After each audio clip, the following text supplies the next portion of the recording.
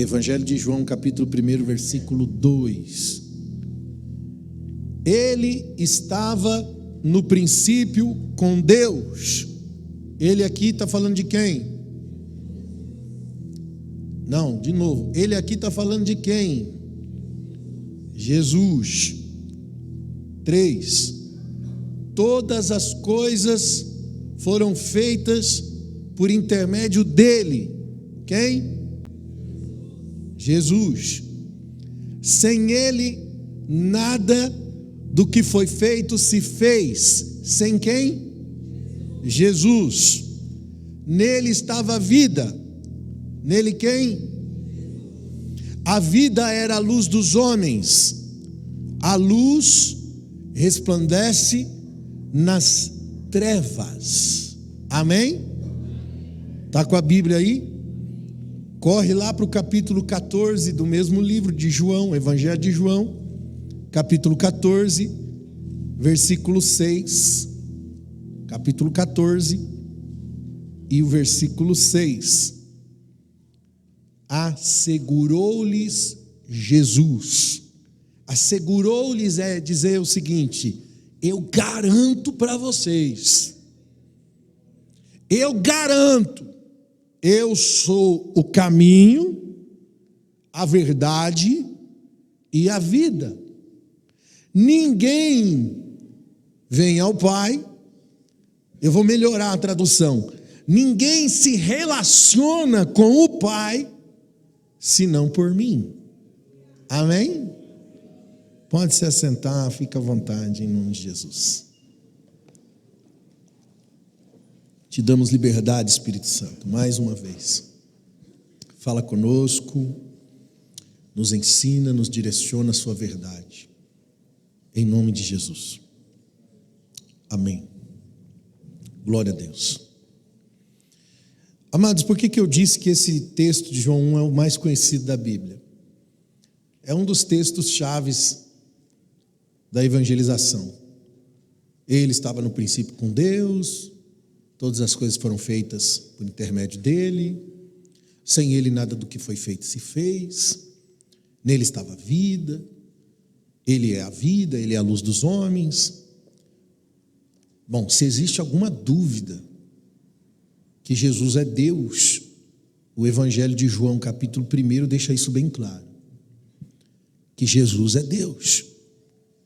Ele estava com Deus, ao mesmo tempo ele era Deus. É o que a gente lê no texto. O Evangelho de João é atualização da Gênesis. Se você for lá na Gênesis, o princípio da criação, o Evangelho de João, ele atualiza, ele clarifica exatamente o que aconteceu na criação. Por isso que Paulo vai escrever em Romanos capítulo 1, que Jesus é o Criador, que por ele todas as coisas foram criadas, e a partir da criação todas as coisas expressam quem ele é, exceto o homem, que por causa do pecado, o homem deixou de revelar o Criador para revelar a mentira, transformando a verdade em mentira, fazendo com que então Deus se aborreça com o homem e o homem se torne um ser indesculpável. O que é uma pessoa indesculpável? O que você fez não tem desculpa, não tem justificativa. Mas mesmo assim Deus nos perdoou. O perdão, ele não vem à base de desculpa, o perdão vem à base de uma natureza. Por isso que a Bíblia diz que ainda que nós somos infiéis, Deus permanece fiel. A fidelidade de Deus é relativa ao perdão de Deus. Nós somos perdoados mesmo quando ainda éramos pecadores, porque Cristo morreu por nós quando nós ainda éramos pecadores, ou seja, indesculpáveis. A luz do Evangelho de Cristo Jesus, essa luz que resplandece para os homens, que nos tira das trevas e nos leva para a luz, que nos tira do escuro e nos leva para a claridade, acontece em Cristo. Antes de Cristo nós não tínhamos isso. Por isso que o plano redentivo de Deus, através do seu Filho à humanidade, precisa ser entendido compreendido, porque senão nós vamos simplesmente achar que Deus existe para satisfazer os nossos desejos, os nossos caprichos, como se eu precisasse de Deus para melhorar de vida. E é isso que a religião ensinou para a gente. Então eu procuro uma igreja evangélica, um lugar onde Deus vai me abençoar para que eu seja feliz. Então essa mentalidade, ela está totalmente desconexa com a realidade redentiva. A redenção de Deus, o que Deus quer fazer por você, não tem a ver com coisas materiais, não tem a ver com a melhora de vida, não tem a ver com seus sonhos pessoais, não tem a ver com a tua intuição, não tem a ver com os seus instintos, não tem a ver com aquilo que você decidiu para você mesmo, tem a ver com um plano maior que o nosso. Os meus caminhos são mais altos do que os seus caminhos, diz o Senhor, assim como o céu é mais alto que a terra. Por isso que o chamado de Deus à redenção é um chamado onde você abandona os seus caminhos para viver os caminhos do Pai. É onde você renuncia tudo que você tem. Jesus deixou isso bem claro. Se você não negar a si mesmo e não renunciar tudo que você possui, você não pode ser meu discípulo. Você não tem capacidade de andar com Jesus se primeiramente você não entender esse princípio de negar tudo que você representa, tudo que você buscou para você mesmo, tudo que você idealizou na sua vida. Se você não entender isso, você não vai encontrar em Jesus o discipulado. Aí talvez você pode passar a sua vida religiosa de templo em templo, procurando uma mão que te abençoe, procurando mais um guru espiritual que diga as coisas que você gostaria de ouvir. Mas você nunca vai chegar ao pleno conhecimento da verdade de Deus, porque o pleno conhecimento da verdade de Deus está no caminho do Pai. E no caminho de Deus, eu preciso entender a origem. Por isso que, se você não volta lá no Gênesis para entender o processo redentivo, você vai achar que Deus é apenas um resolvedor dos nossos problemas, o salvador da pátria. E aí, quando eu entendo o início, eu também entendo a obra da cruz. Se eu não entender o início, eu não vou entender a obra da cruz. Irmãos, quando o homem come do fruto proibido, a primeira coisa que ele perde é a relação com Deus. Sabe o que é o prejuízo do pecado? É a perda da relação com Deus. E quando você se perde da relação com Deus, você se perde da verdade, você se perde da vida, você se perde da realidade. E aí a Bíblia diz que o coração do homem se torna obscuro. Dá para separar a vida da luz? Não dá. A Bíblia diz que Jesus é a vida e a luz dos homens.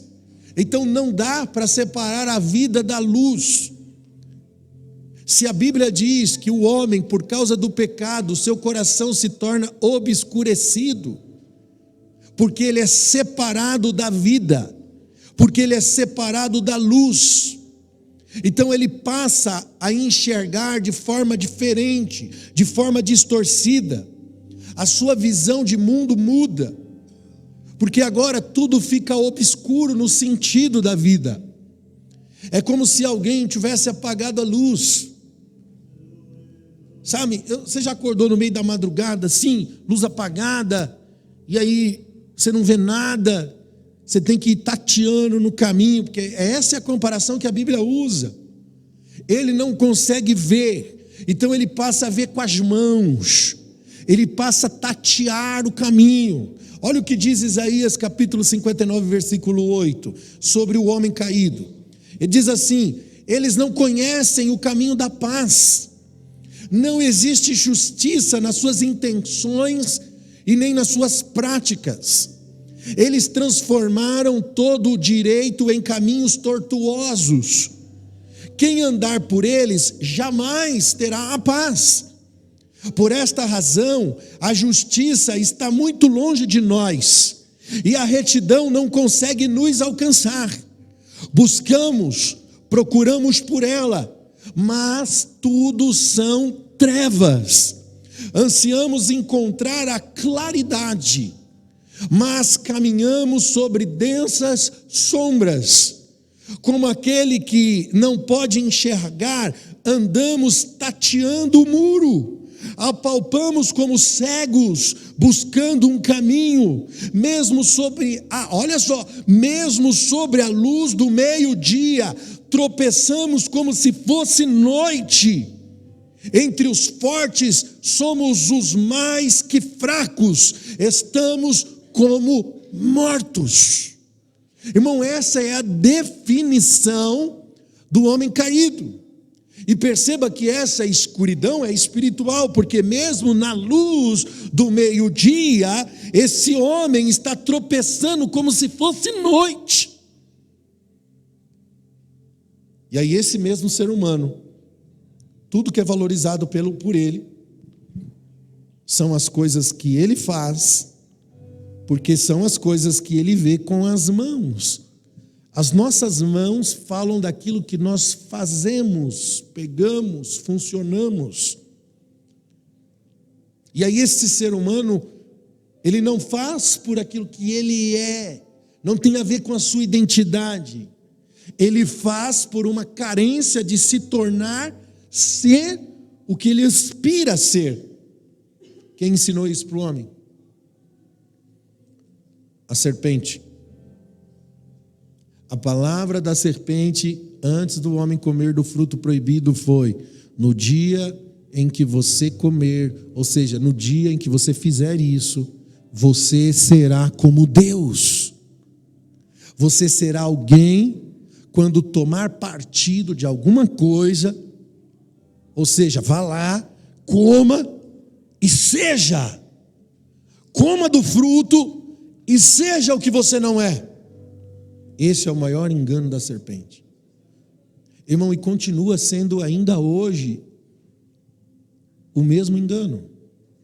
Segundo Coríntios 11:3, o apóstolo Paulo vai dizer assim: irmãos, eu temo que, assim como a serpente com astúcia enganou a Eva, assim também a mente de vocês sejam corrompidas e vocês se afastem da simplicidade, vocês se afastem da pureza das dádivas de Cristo.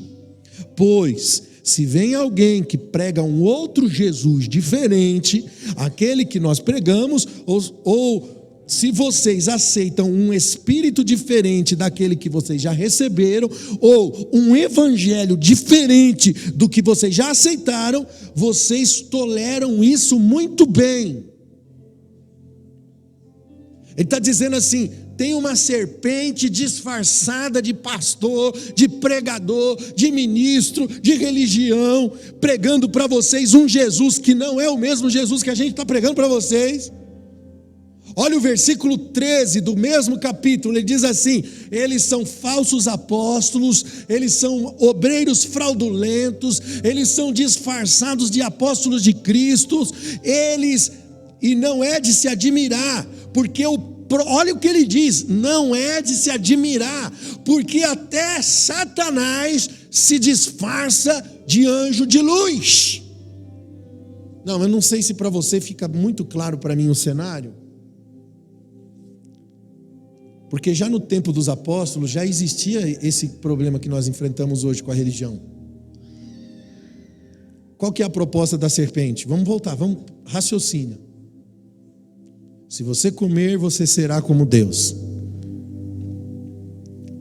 A partir do fazer alguma coisa para se tornar alguma coisa ou para ter aquilo que não tem.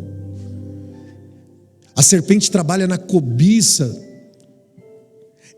Ela cria em você desejos, instintos, para que você fuja do propósito de Deus. E qual que é o propósito? Ser. Ser o quê? Dele, por Ele e para Ele. Viver na plenitude de Deus não tem desejo, não tem ostentação. Você não busca seus próprios ideais, você já está inserido em um ideal pronto, você já está dentro de um propósito preparado, e preparado desde a fundação do mundo para você andar nele. Você não tem ansiedade nem expectativas de futuro, porque você está vivendo a plenitude dos tempos. A serpente vem e coloca uma expectativa de futuro para que você passe a desejar alguma coisa que você não tem. Aí o apóstolo Paulo vem aqui e diz: irmãos, eu temo que a mesma serpente que enganou a Eva lá atrás, no meio de vocês, aí no meio com falsos apóstolos, obreiros fraudulentos, gente disfarçada de apóstolo de Cristo. Olha, e não é de se admirar, porque até o Satanás se disfarça diante de luz. Essas pessoas enganem vocês com astúcia, com a mesma proposta. Sabe aqueles cultos que diz assim: qual que é teu sonho? Deus vai te dar. Aí bota um cara para dar um testemunho e diz assim: casa própria. Olha aí, você também pode, irmão. É só você participar do voto, da campanha. Deus vai dar para você o melhor dessa terra. E aí assim a serpente vai enganando o coração das pessoas com propostas de ostentação. Está tão claro na Bíblia. Irmãos, o homem já era como Deus.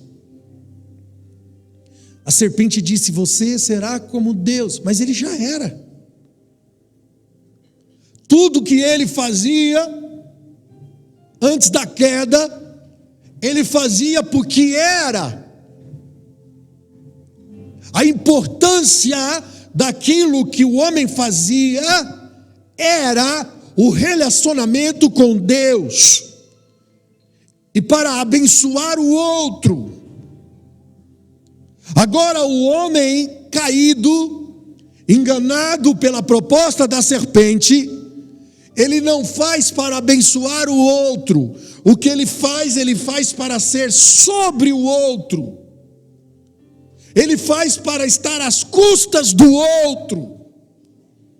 Ele faz para se valorizar nas relações com o outro.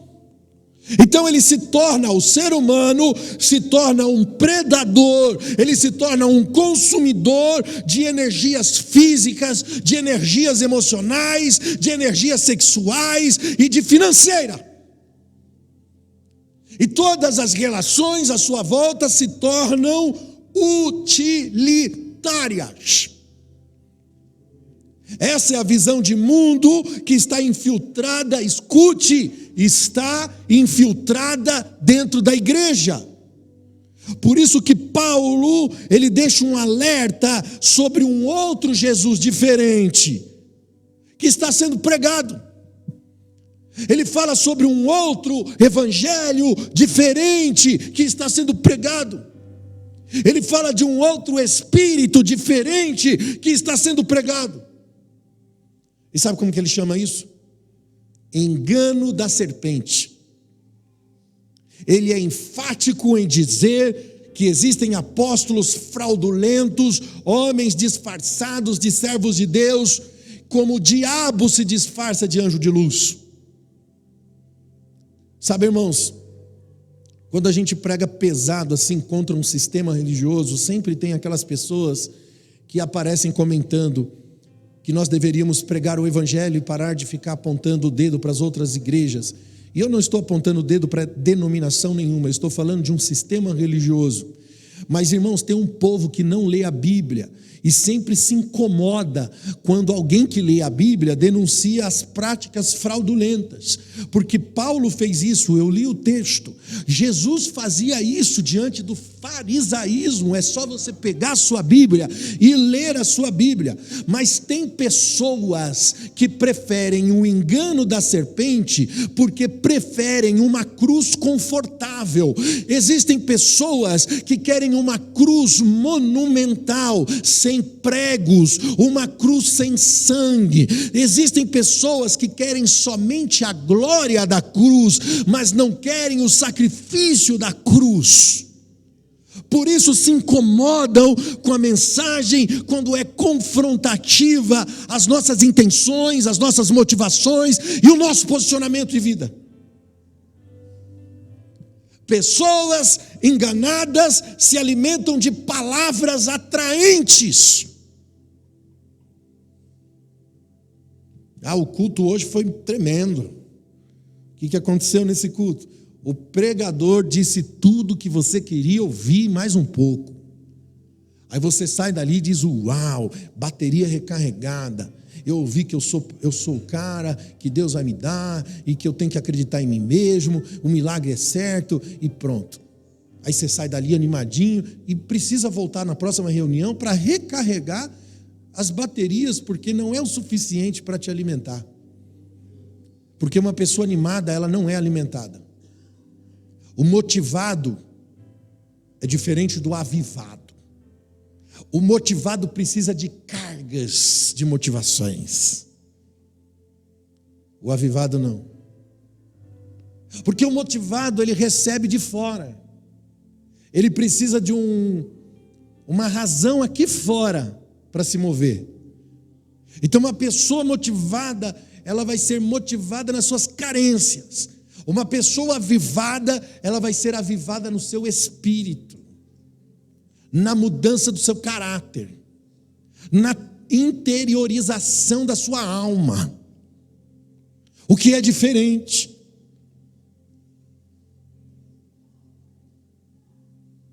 Irmãos, não é o mesmo Jesus.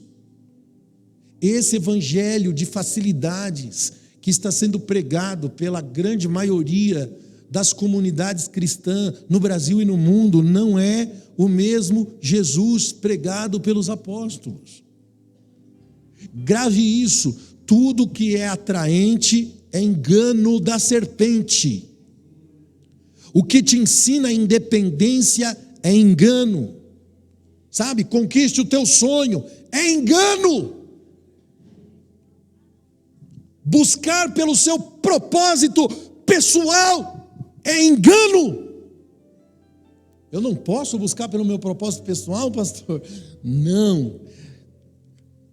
Tudo que se refere à sua individualidade precisa passar pela cruz, pela morte, para ressuscitar um homem com o propósito de Deus e não mais o seu próprio propósito.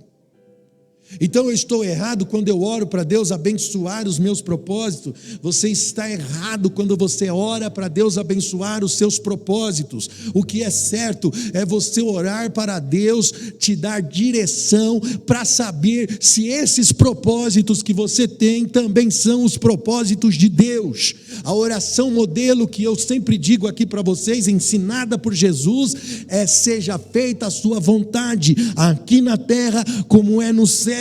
Não é do meu jeito, é do jeito de Deus, porque o Senhor tem caminhos melhores que os nossos. O homem pensa no seu coração caminhar e trilhar caminhos de paz, mas o fim desses caminhos, a Bíblia diz que são caminhos de morte.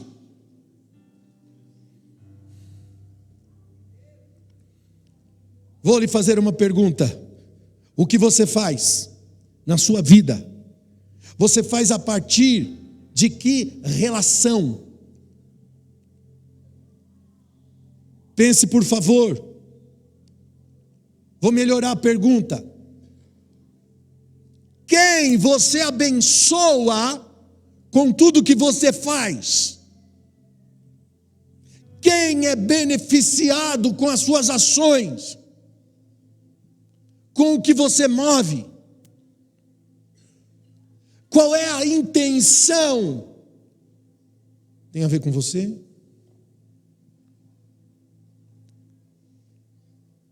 Ou tem a ver com o outro? Irmãos, eu posso estar aqui em cima desse púlpito pregando,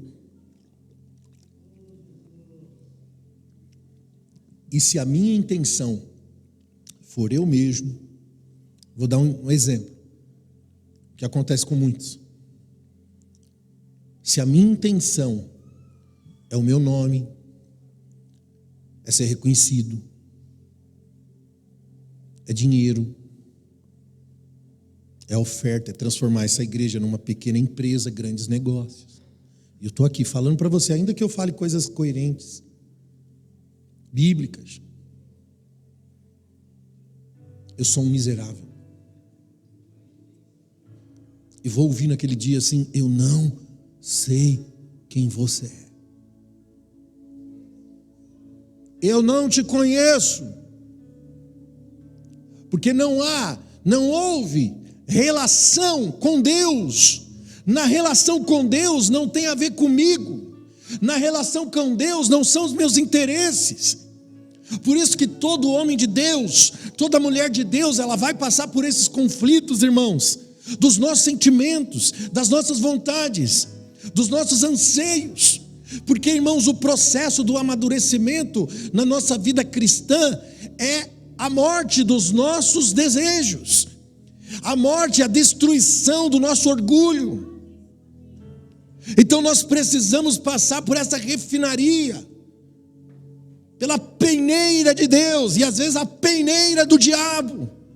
Porque Jesus disse para Pedro: o diabo quer vos peneirar como se peneira o trigo, mas está tudo bem, isso vai te ajudar, eu estou orando por você. E Pedro passou pela peneira do diabo, e aquilo foi para ele bom. Porque às vezes ser humilhado, ser exposto, ser envergonhado, dar errado, alguma coisa dar errado, para que você acorde, desperte para a verdadeira humildade, é bom. Todos nós estamos num processo de transfiguração, de transformação na nossa caminhada cristã. Irmão, não espero perfeição de ninguém. Não espere perfeição de si mesmo, mas que o seu coração seja aquele que a cada tropeço, a cada processo, você esteja disposto a se arrepender e mudar o caminho, aprender com as diferenças, aprender com seus erros. E grave o que eu vou te dizer: o sentido da nossa existência e o propósito da nossa missão estão nos relacionamentos. Deus sempre vai colocar você diante de pessoas que vão te aperfeiçoar, e que você será o prumo para aperfeiçoar o outro. É como o ferro afiando o ferro, é isso que a Bíblia diz. Por isso que não adianta ser bom no que você faz, se o que você faz não abençoa ninguém. O ministério da Esperança Viva está na hospitalidade. E como é difícil ser hospitaleiro, irmão. Depois da queda, o homem se tornou individualista. Qual foi a primeira questão? Quando Deus vai ter tratativa com Adão: Adão, explica para nós aí, o que aconteceu? O Adão comeu do fruto, a Eva também. Qual foi a resposta do cara, irmão, para Deus? Ele aponta para a mulher e diz assim: a culpa é dela. Foi a mulher, não, a culpa é dela não, a culpa é do Senhor. Porque foi a mulher que o Senhor me deu, ou seja, o Senhor é o culpado. Não, ele consegue culpar Deus naquele momento. Olha a diferença de Jesus, irmãos. Adão aponta o dedo para a mulher e culpa ela, e culpa Deus. Jesus, sem pecado, porque ele não comeu como Adão comeu do fruto. Adão tinha todos os motivos para rasgar o coração diante de Deus e dizer: me perdoa, Deus, eu sou um miserável, eu desobedeci o Senhor, Ele comeu do fruto. Irmão, Jesus não. Jesus é o Filho de Deus que nasce de um ventre de uma mulher, sem pecado, vem ao mundo, aí ele sobe no madeiro e diz assim: eu sou o pecado do mundo, mata no peito, eu assumo a responsabilidade. Sem pecado. Não, ele não tinha culpa, mas ele se faz culpa. Olha a diferença. Eu estou mostrando para você o que a natureza do pecado faz. A natureza do pecado, ela destrói as nossas relações, porque nós nos priorizamos. Nós não temos hospitalidade, não assumimos responsabilidade por ninguém. quando podemos testemunhar que temos uma esperança na vinda de Jesus. Você dá testemunho da vinda de Jesus? A sua vida é uma esperança viva sobre a vinda de Jesus? Vou explicar, não, eu preciso explicar com a Bíblia. Mateus 25, 34. Quando um cristão autêntico está testificando sobre a vinda de Jesus, se ele for hospitaleiro, ele está esperando a vinda de Jesus. Mateus 25, 34. Palavras de Jesus na parábola. Então dirá o rei aos que tiverem à direita: vinde, benditos do meu Pai, possui a terra em herança, o reino que vos está preparado desde a fundação do mundo. Porque eu tive fome, me deste de comer, eu tive sede, me deste de beber, eu estava estrangeiro, você me hospedou, eu estava nu e fui vestido por você, eu adoeci e você me visitou, estive na prisão e você foi me ver. Então os justos lhe responderão dizendo: Senhor, mas quando foi que te vimos com fome e te demos de comer, ou com sede e te demos de beber, ou quando te vimos estrangeiro, te hospedamos, ou nu e te vestimos, quando te vimos enfermo na prisão e fomos te ver? Então respondendo o rei lhes dirá: em verdade vos digo que quando fizeram a um desses meus pequeninos irmãos, a mim o fizeste. Sabe quando você testemunha da vinda de Jesus? Com hospitalidade. Tem mais na Bíblia. Hebreus 13, versículo 1. Seja constante o seu amor fraternal. Não negligencie a hospitalidade, pois alguns, praticando sem saber, acolheram os anjos. Lembrai-vos dos encarcerados, com presos, dos que sofrem maus tratos, como efeito, vós mesmos, em pessoa, como se vocês fossem maltratados no lugar deles. Digno de honra entre todos seja o matrimônio, como leito sem mácula, porque Deus julgará os impuros e os adúlteros. Seja a vida de vocês sem avareza. Contentai-vos com tudo que vocês têm, porque Ele tem dito: de maneira alguma te deixarei e jamais abandonarei vocês. Será que nós estamos todos os dias treinando hospitalidade para receber o Messias?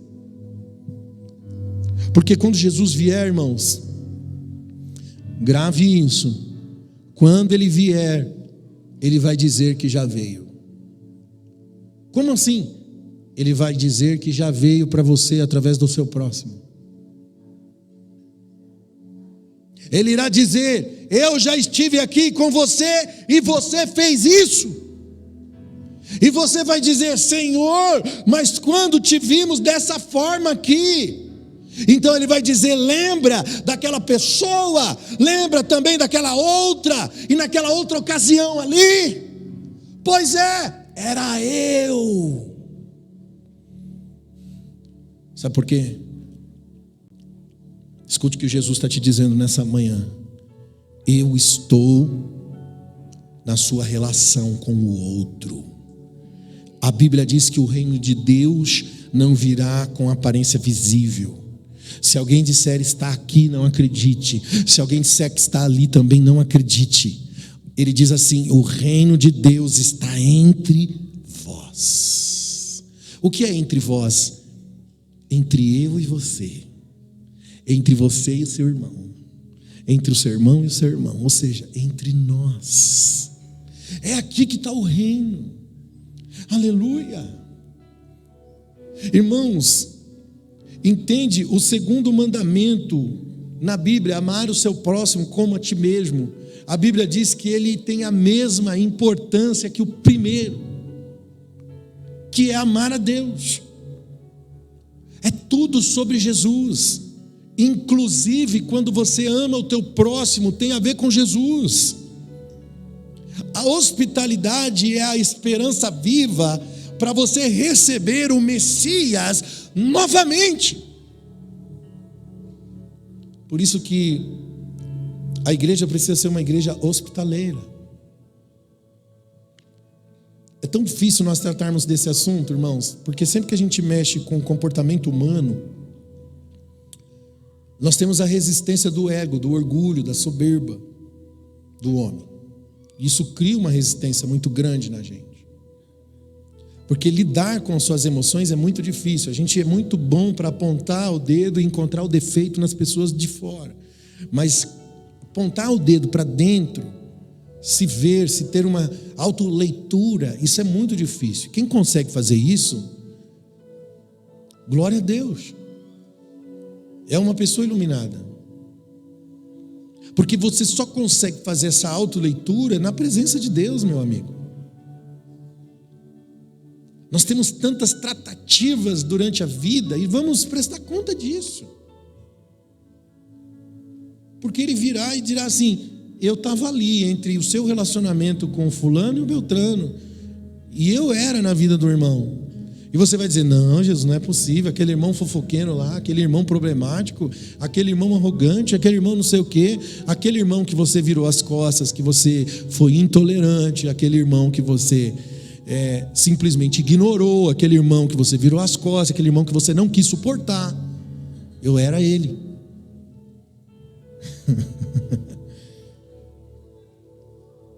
Não, Jesus não vai ser aquele irmão, não. Não, ele vai ser o preso que roubou.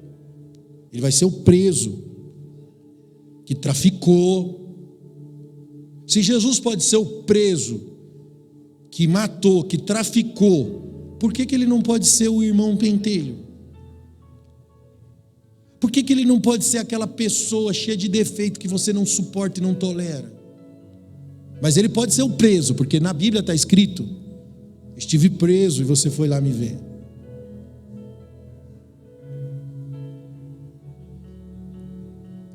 O reino de Deus está entre nós. Amar o próximo tem a ver com Jesus, amigo. É amar a Jesus. Quando você ama o próximo, você ama Jesus. E às vezes a gente, como líder, como pastor, a gente fica descabelando, porque a gente fica tentando convencer as pessoas de fazer algo que é espiritual, que não acontece. Não adianta, você não vai fazer se você não for despertado por um espírito. E aí a gente tenta mostrar matemática assim, ó, aqui está escrito, faz a soma, subtrai, você vai ver, fecha, a conta fecha, está na Bíblia, está tudo aqui, está aprovado, mas não funciona, não adianta. Só vai acontecer se houver um quebrantamento de espírito. Não é por força nem por violência, pelo meu espírito. Aí às vezes, aí eu vou falar para você como pastor, parece que a gente fala grego. Pastor, não é possível. Ninguém me entende no que eu estou falando. Não é. É que tem um tempo para todas as coisas na vida de algumas pessoas. Às vezes você vai ter que dar uma cabeçada na vida para perceber que você que está errado. Quando você não ama como deveria amar. Quando você não suporta como deveria suportar.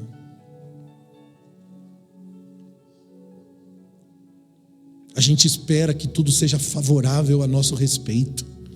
E o reino de Deus mostra que você vai ser a ovelha muda diante do matadouro.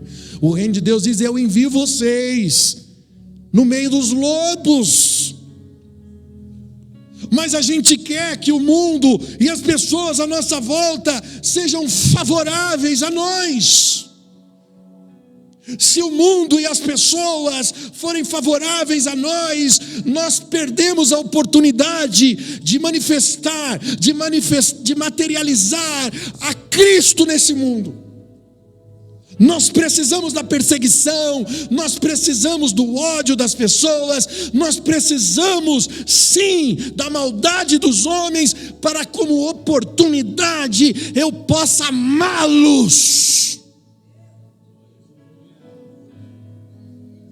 E fazer o bem a quem um dia me fez o mal, a bem dizer a quem um dia falou mal a meu respeito. Eu tenho essa oportunidade, eu preciso desse campo missionário que é a vida real.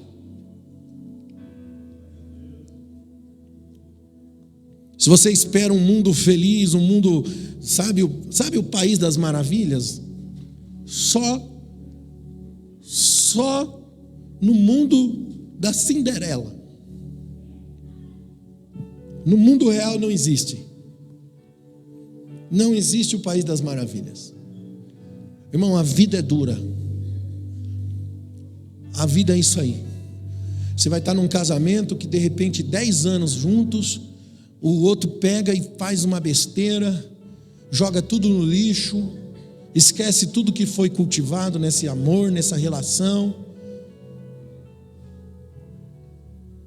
Aí você ainda tem que perdoar o adultério da pessoa para amá-la, para amá-lo como Cristo amou a igreja.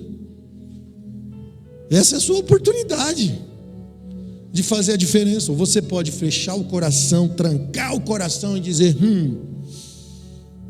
eu não preciso passar por isso. Perdeu a oportunidade. A gente não entende o porquê. Pessoas que nós amamos, de repente, viram as costas para nós. Anos de casamento. Eu tenho certeza que tem pessoas aqui que já passaram por isso. Sabem exatamente do que eu estou falando. Porque as pessoas são assim. Porque nos esquecemos tão rápido do bem que o outro nos representa. Porque somos ingratos.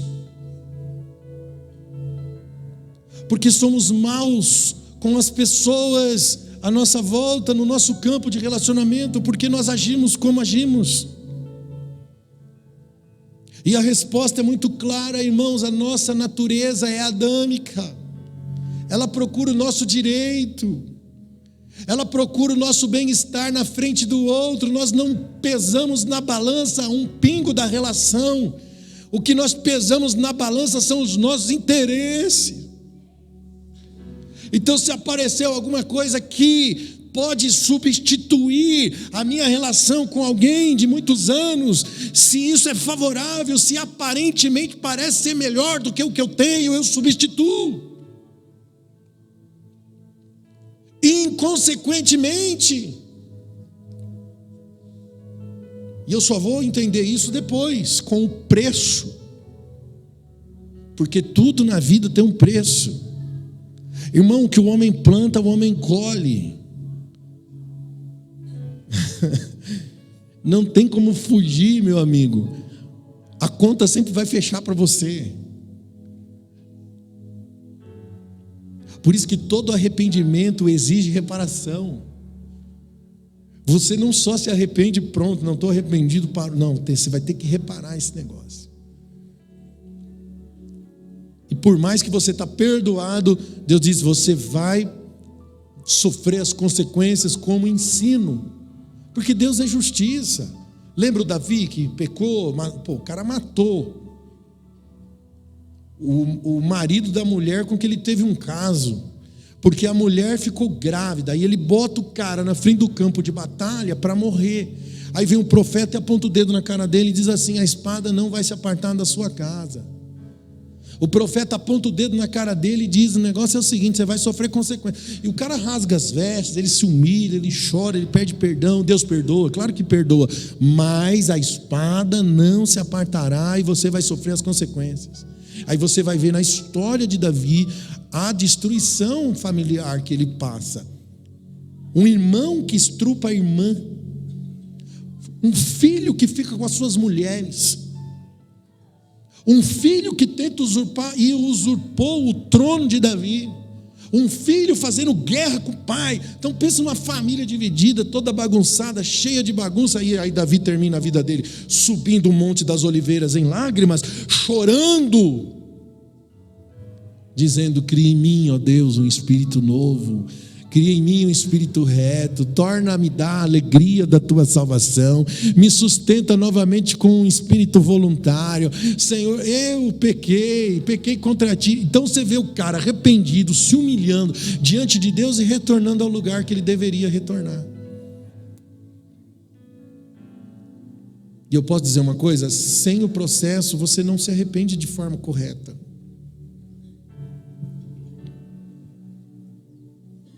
A gente precisa das dores, das guerras,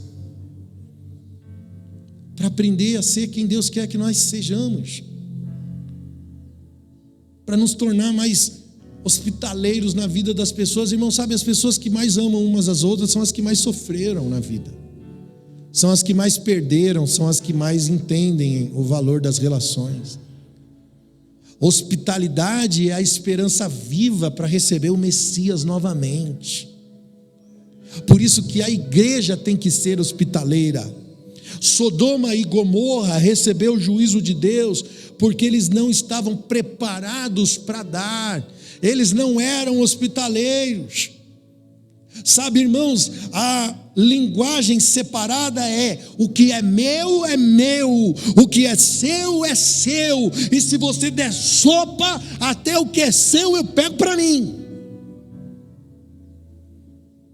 O pai do filho pródigo disse para o irmão mais velho: filho, tudo que é meu é seu, porque é assim que as relações fraternais funcionam. O que é meu é seu. Porque o que é meu só encontra sentido na vida se abençoar você, se abençoar o outro. Porque se não abençoar, irmão, não tem sentido o que é meu. Não tem sentido. Você pode ser igual o Michael Jackson, ter um parque de diversões no seu quintal e terminar a vida depressivo, isolado.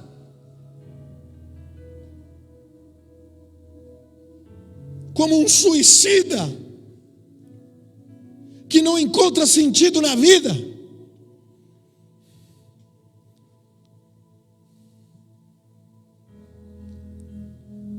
Olha o que diz em Lucas 10:38 sobre Marta e Maria.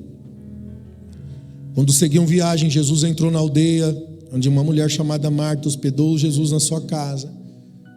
Jesus foi hospedado na sua casa. Então tinha uma irmã chamada Maria, que estava sentada aos pés do Senhor, ouvindo seus ensinamentos. Marta estava agitada de um lado para o outro, ocupada com serviços. Então se aproximou de Jesus e disse: Senhor, tu não te importa minha irmã me deixando aqui te servindo sozinha? Então o Senhor respondeu: Marta, Marta, você anda inquieta, preocupada com tantas coisas, entretanto pouco é necessário, mesmo uma única coisa só é necessária. Maria escolheu a boa parte, não lhe será tirada. Ela estava nos pés de Jesus. Agora, sabe por que eu li esse texto? Porque sempre que Deus chama uma pessoa 2 vezes pelo seu nome, é porque Ele está chamando essa pessoa para um relacionamento. Marta, Marta, Maria está aqui, vem para cá também. Você vai ver em Samuel, quando o Samuel estava na casa do profeta Elias, lá no templo, e ele ainda não tinha conhecido o Senhor, e o Senhor chamava: Samuel, Samuel. Aí ele ia lá no Eli, falava: Senhor, você me chama? Não fui eu não. Aí de novo: Samuel, Samuel. Até que uma hora o profeta falou: deve ser Deus te chamando. A próxima vez você diz: fala, Senhor, porque o teu servo ouve.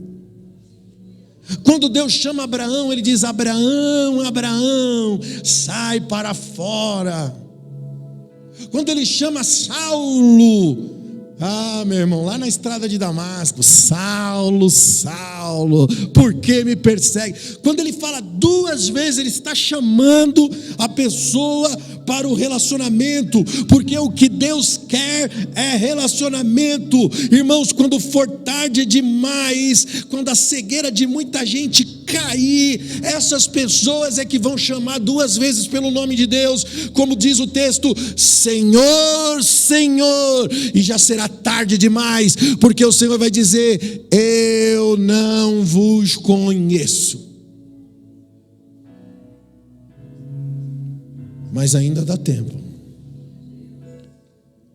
ainda não é tarde demais. Deus vai olhar para você e vai dizer: agora você quer relacionamento? Porque a porta do céu está fechada para você, agora você quer relacionamento? Você só fez as coisas pensando em si mesmo, nunca nos relacionamentos. Eu não te conheço, porque tudo que você fez na vida foi para ser. Você fez para se autoafirmar. Você não fez para revelar quem Deus era.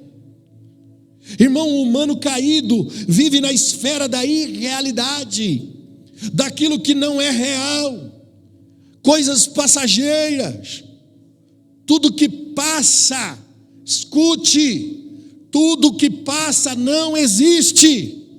Mateus 24:35, passarão os céus e a terra, mas a minha palavra não passará. Nós priorizamos coisas temporárias, nós priorizamos coisas passageiras.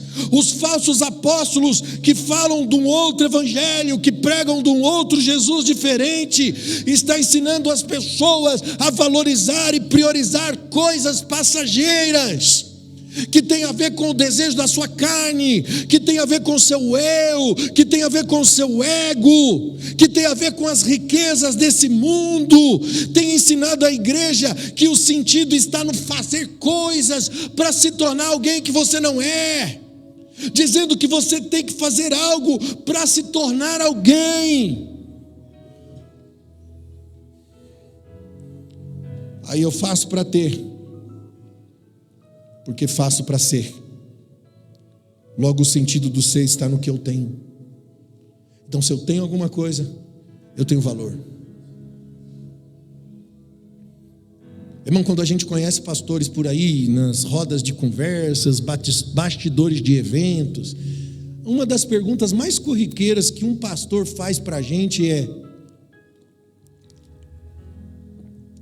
quantos membros tem a sua igreja?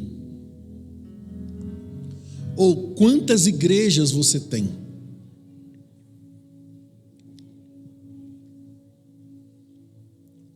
Que as pessoas que são reconhecidas no meio evangélico, elas não são reconhecidas por quem são, mas pelo que tem, pela fama, pelo que faz, que deu a ela o que tem, reconhecimento, popularidade. Só que tudo isso vai passar. Sabe por quê? Porque não é real. Jesus disse: não junte dinheiro naquilo que não existe, porque não é real. Você está entendendo? Acumuleis o dinheiro no céu, na eternidade. Lá não chega ladrão, lá não tem traça, lá não enferruja. Tudo, irmão, Jesus estava dizendo: junte no céu, invista no que é eterno. A igreja está vivendo uma crise de valores. Estamos vivendo a parábola das dracmas perdidas. Eu não tenho dúvida. Nós precisamos encontrar os valores perdidos na casa de Deus. A primeira geração perdeu a relação com Deus. E aí o que aconteceu? Adão foi expulso do jardim. A segunda geração, a geração dos filhos de Adão, perdeu a relação com o próximo. O que aconteceu? Caim matou Abel. Porque quando você perde a relação com Deus, consequentemente, você vai perder a relação com o seu próximo. Quando Caim matou seu irmão, Deus desceu e perguntou para ele: aonde é que está o seu irmão? Sabe qual foi a resposta? Porventura eu sou responsável pelo meu irmão?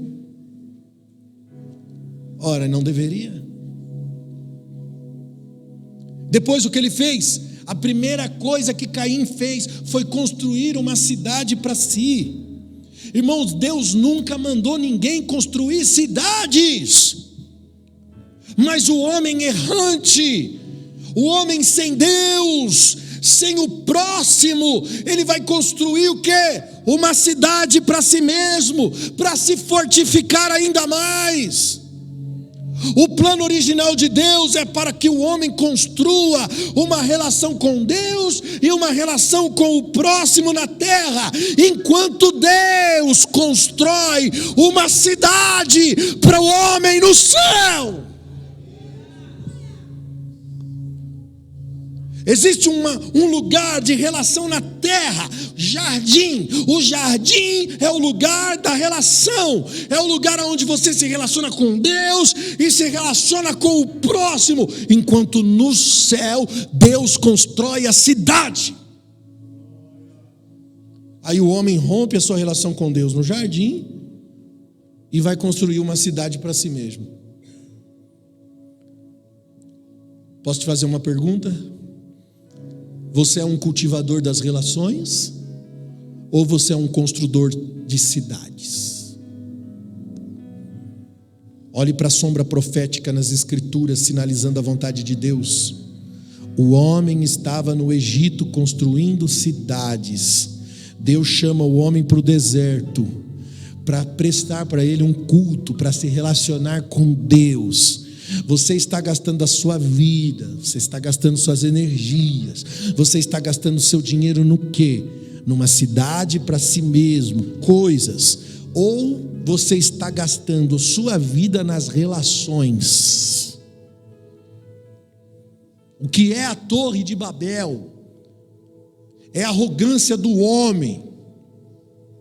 Nimrod, que foi o autor da ideia, da construção da Torre de Babel, ele que deu início ao projeto babilônico. Esse cara era o coach dos coaches da época. Ele transformou aquilo que era um princípio de unidade em uniformidade. Qual que é a diferença? O que é uniformidade? É não aceitar que haja diferentes no nosso meio, é que não pode haver diferenças de ideias no nosso meio.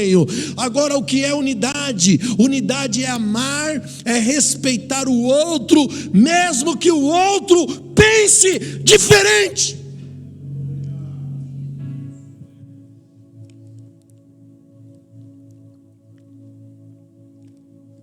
Às vezes eu vejo alguns irmãos no nosso meio atrás de uniformidade. Não, porque se você não pensa igual eu, não dá certo. Não dá para ter um relacionamento com você porque você acha que é tudo, né, tem que ser do meu jeito. Se não for do meu jeito, você não serve para mim. Nós não respeitamos as diferenças. Isso não é unidade. Unidade é mesmo que o outro, não, mas a pessoa não está errada, não sei o quê. Não, mas eu me submeto. Irmão, quem caminha em favor da unidade, deixa de estar certo,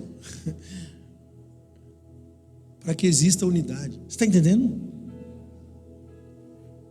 E para isso você vai ter que vencer o orgulho da sua vida, porque no seu orgulho você não quer se submeter a ninguém, porque o seu coração está cheio de rancor, de raiva, de indiferença.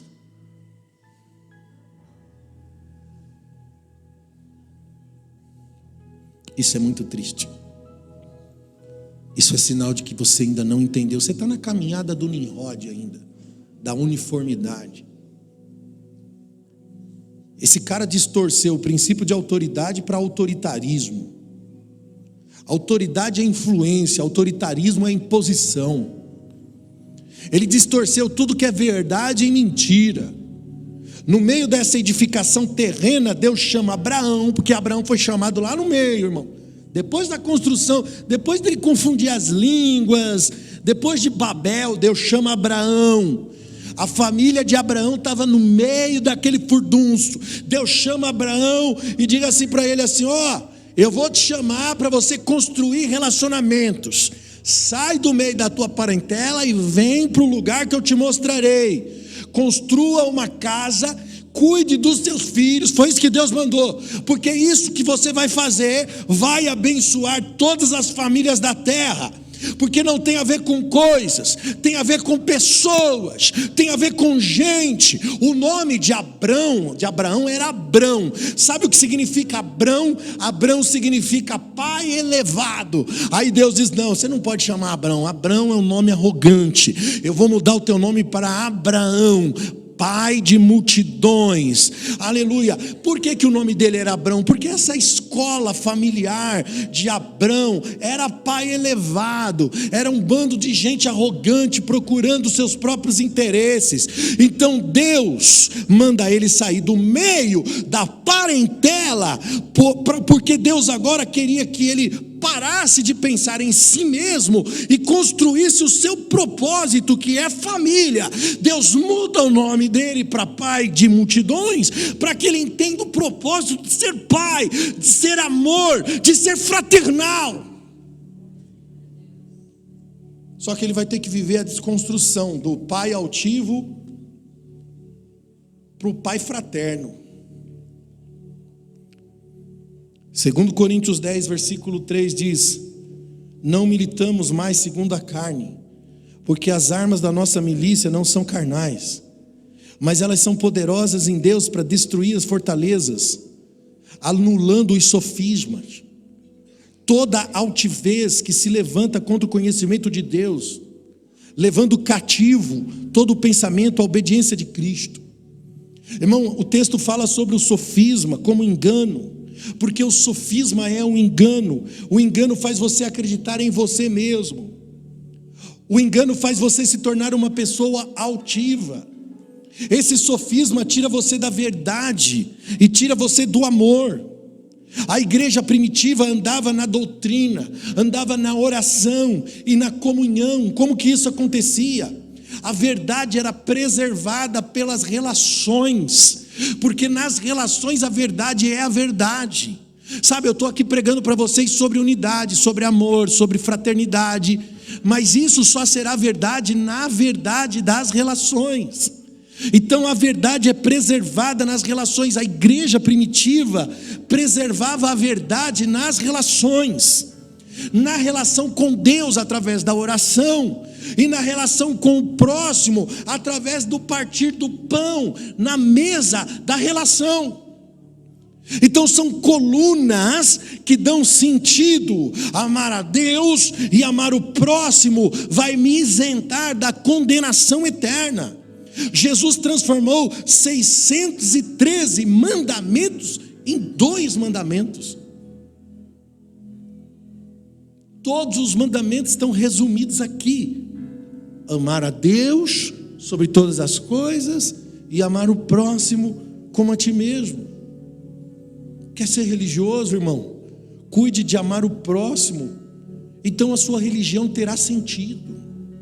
O tabernáculo de Davi que foi destruído, sabe quando que o tabernáculo foi destruído? Quando as relações foram afetadas, quando houve abuso entre os irmãos, quando teve amargura entre as relações. Então o que acontece é que as famílias foram se desfragmentando. Por isso a profecia dos últimos dias, Malaquias 4:5, eu enviarei o profeta Elias antes que venha o grande e terrível dia do Senhor. Ele converterá o coração dos pais aos filhos e o coração dos filhos aos pais, para que eu não fira a terra com maldição. Quando a unidade relacional é restaurada, escute, as maldições acabam. Porque o diabo não tem mais legalidade quando a unidade relacional é restaurada.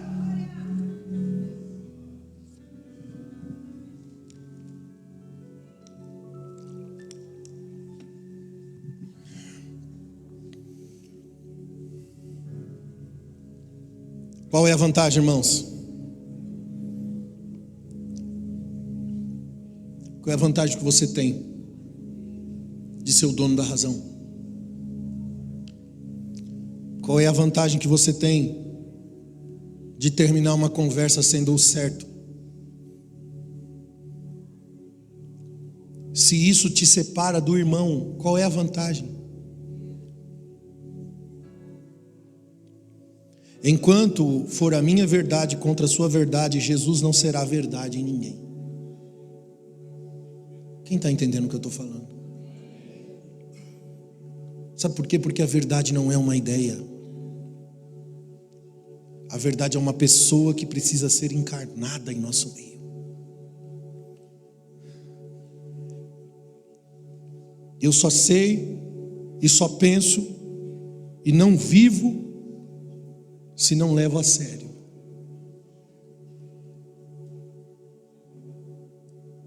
Só sei só penso, não vivo, porque não levo a sério. Logo isso deixa de ser uma verdade na minha vida. Então você pode vir aqui, irmão, receber a instrução que for. Só sei, só penso, não vivo, não será uma verdade na minha vida. Tudo que nós fazemos não pode ser princípio e nem fim. Tudo que nós fazemos tem que ser o meio. Jesus já é o alfa e ele já é o fim. Ele é o ômega. A igreja é o meio. Nós somos o meio se nós encarnarmos a palavra de Deus nas nossas vidas. Por que faço? Porque tenho uma relação de amor com Deus. Qual é o sentido de tudo que faço? Estabelecer uma relação de amor com o próximo. Quer anotar? Não, isso não adianta anotar. Tem que estar escrito na tábua de carne do seu coração. Tem que ser uma mudança de natureza. Porque faço? Porque tenho uma relação de amor com Deus. Qual é o sentido de tudo que faço? Estabelecer uma relação de amor com o meu próximo. Pois se tudo que nós fazemos está baseado nos mandamentos de amar a Deus e amar o próximo, o que nós fizermos terá relevância eterna.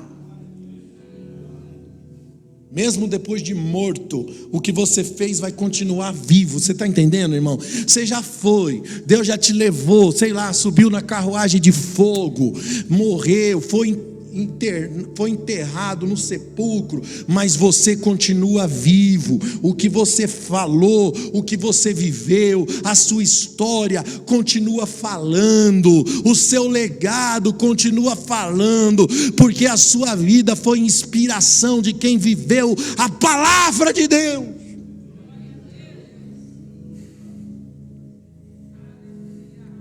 Aleluia.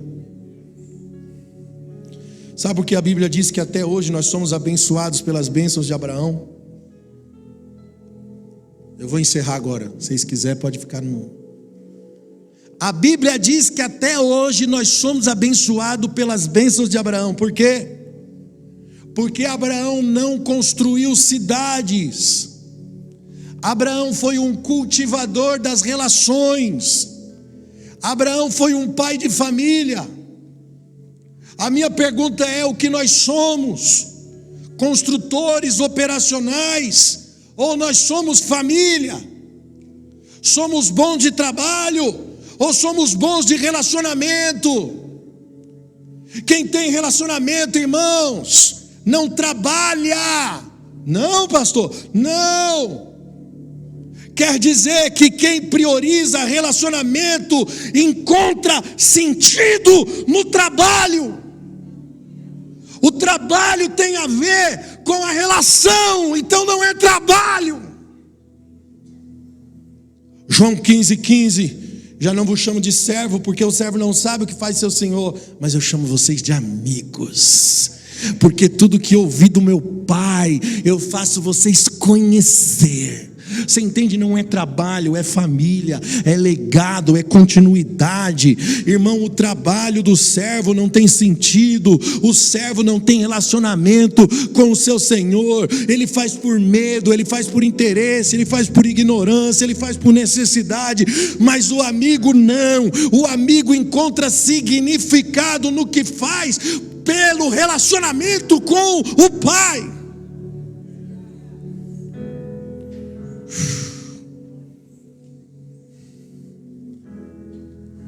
Fica de pé comigo, vamos orar.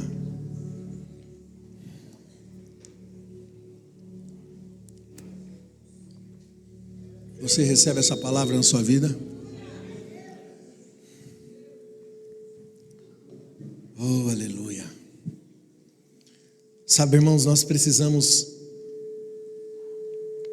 de um batismo de amor antes de qualquer coisa. Às vezes nós estamos tão cheios de justiça própria pelo nosso conhecimento evangélico, bíblico, pelos nossos anos de igreja.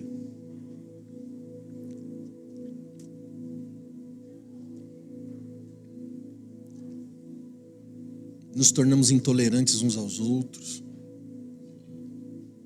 sempre movido de justiça própria, brigando por se achar o dono da razão, da verdade.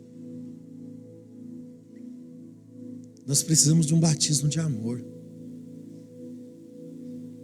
para que a missão tenha sentido no nosso meio, para que o Evangelho de Jesus seja verdadeiro na nossa vida. É mais do que uma reunião de domingo, é mais do que fazer parte de uma comunidade evangélica. Deus quer nos levar para a família de Deus. Isso vai te ajudar a perdoar o imperdoável. Isso vai abrir os teus olhos. Você vai parar de ficar tateando, sabe? No meio da escuridão. Valorizando o que as suas mãos tocam. Não, isso aqui é importante. Olha isso aqui. Quanto que será que vale isso? Não. Isso aqui é mais importante que qualquer coisa. Minhas mãos fez isso aqui. E aí você é cheio de prepotência, de soberba, de orgulho. Nada disso é importante, irmãos. As pessoas são mais importantes do que qualquer coisa. Deixa Ele te batizar com amor. Abre o teu coração e diz: Senhor, me batiza com amor. Me dá um coração quebrantado. Me dá um coração quebrantado. Estou lendo um livro sobre discipulado.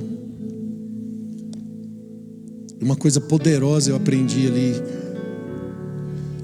É que o discipulado verdadeiro, ele começa com contemplação. A gente tem que assistir Deus, cara. A gente tem que ficar fascinado por Ele.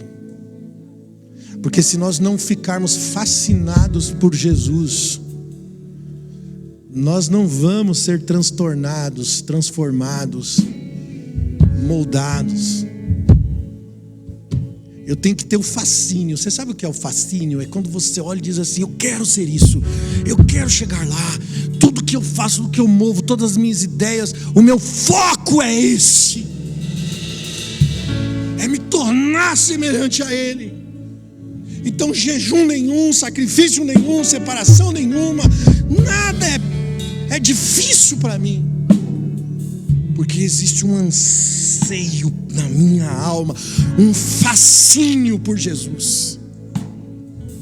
Nós precisamos nos tornar uma igreja fascinada por Jesus. Feche os teus olhos e dê uma resposta para